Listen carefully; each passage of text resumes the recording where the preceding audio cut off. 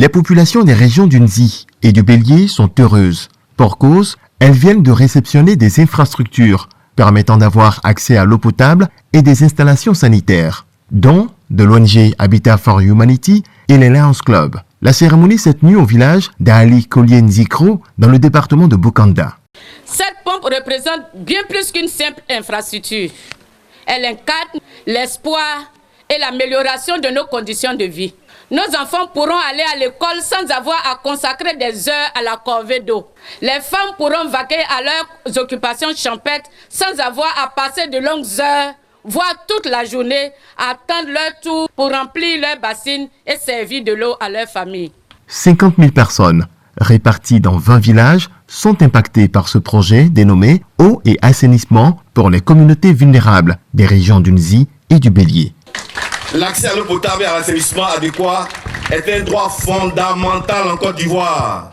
Et nous sommes fiers de contribuer aux côtés du gouvernement et aux côtés du ministère de l'Hydraulique et de l'Assainissement et aux côtés de l'ensemble du corps préfectoral à fournir de l'eau potable dans la région du Nzi depuis plusieurs années.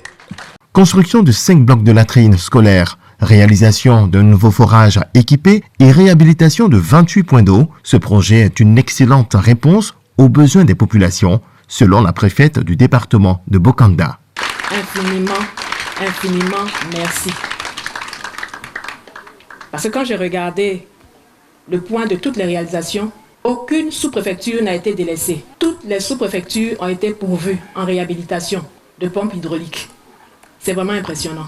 Depuis 2004, le partenariat entre Habitat for Humanity et les Lions Club a permis de réaliser 12 grands projets, totalisant plus de 600 millions de francs CFA d'investissement au service des populations vulnérables. La mutuelle pour le développement de Djelisso Muded dans la sous-préfecture de Fadiadougou dans le Horodougou dresse son bilan à l'occasion de son assemblée générale annuelle. Avec un budget de 16 millions de francs CFA, la MUDED veut inscrire Djelisso dans un élan de développement. Chaque année, on vient faire la mutuelle comme ça pour dire qu'on a qu'à se grouper ensemble pour développer le village. Ça fait des dizaines d'années, nous on est ici à Djelisso. On se sent, on est chez nous. Entre nous et toutes les communautés, on se sent, on fait toutes les choses ensemble. Nous, on travaille dans la mutuelle avec eux. Ce rassemblement annuel ne se limite pas qu'à une simple rencontre. Il renforce l'unité entre les cadres et les fils du village.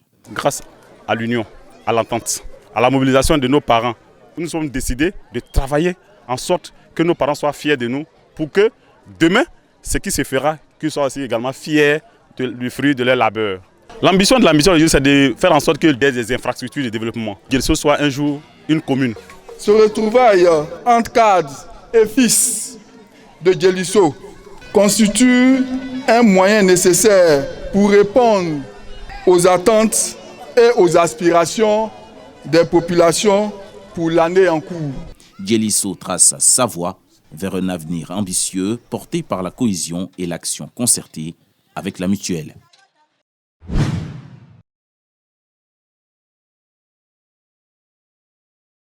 Ah, Jogo. Ouais, baoulé, ça c'est vrai baoulé, mais ouais. Hormis l'aspect comique, cette vidéo décrit une réalité chez le peuple baoulé pendant les festivités de la Pâque. Depuis ce matin, la gare routière de Yamoussoukro est en effervescence. Les derniers voyageurs pour la Pâque ne peuvent embarquer dans les cars sans ce talument, le pain, bon en langue baoulé. Pour eux, il est plus qu'important d'offrir aux parents du village cette baguette soumise à la fermentation par la levure. La raison? Non, ça c'est inévitable. Voilà, quand tu voyages, arriver, tu achètes du pain, tu vas donner aux parents. Le fils est venu, il est arrivé, il nous a envoyé du pain. Même si tu veux voir acheter bœuf, quand ils sont pas contents, on va acheter des pains seulement, c'est ça. Fatoumata, vendeuse de pain, se frotte les mains. Elle a vendu plus de 100 baguettes aux alentours de 7 h du matin. Il y a pris aussi 110 baguettes, c'est fini.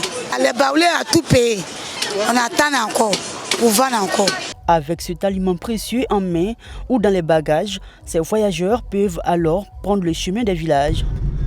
Des kilomètres de route plus tard, et arrivé à Ndokwa-Sikro, sous-préfecture de Bokanda, filles et fils de ce village descendent dignement du véhicule. Ils ont en main l'aliment préféré des parents, les kpong, c'est-à-dire le pain. Il y a le pain à tout le monde. Venez fêter Pâques. On ne peut pas fêter Pâques sans pain. Parce que le matin, on peut faire déjeuner. Dans les différentes cours, ils sont accueillis dans la joie, surtout lorsqu'ils apportent avec eux le pain. J'ai acheté le pain à Abidjan. On adore ça parce que si on arrive en famille qu'on n'a pas ça, c'est pas joli à voir avec les familles. Dans le cas, tout le monde achète le pain. En tout cas, nous les Baoulés, on aime le pain. C'est pourquoi quand Pâques arrive comme ça, il n'y a plus de pain. C'est pour manger avec maca, avec ragoût. On aime le pain d'Abidjan parce que c'est bien fait par rapport à ici. C'est pourquoi nos enfants, quand ils nous envoient le pain, vraiment on est contents. Et quand arrivent les grands jours, le dimanche de Pâques, jour officiel de la célébration de cette fête qui marque la résurrection du Christ, à Bokanda, à Boaké, tout comme dans l'ensemble des villages baoulés, le pain est consommé de différentes manières. À Pitiési, dans le canton d'On, à proximité de Boaké, il est 7 heures. Le petit déjeuner est servi. Au menu, du café baoulé composé de l'eau et du sucre. Le tout accompagné du bon kpang. On peut aussi voir du vin de palme, appelé communément le bandji.